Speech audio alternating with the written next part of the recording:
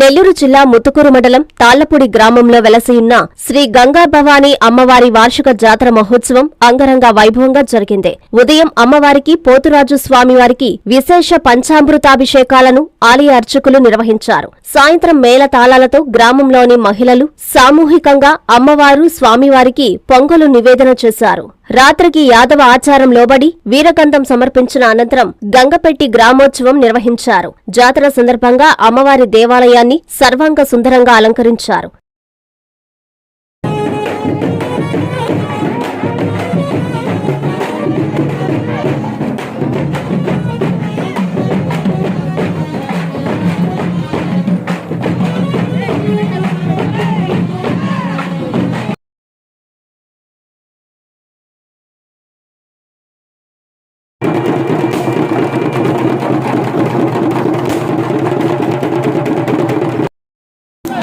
రే వంగరా వంగి కొట్టరా సౌండ్ వస్తాయి కదా.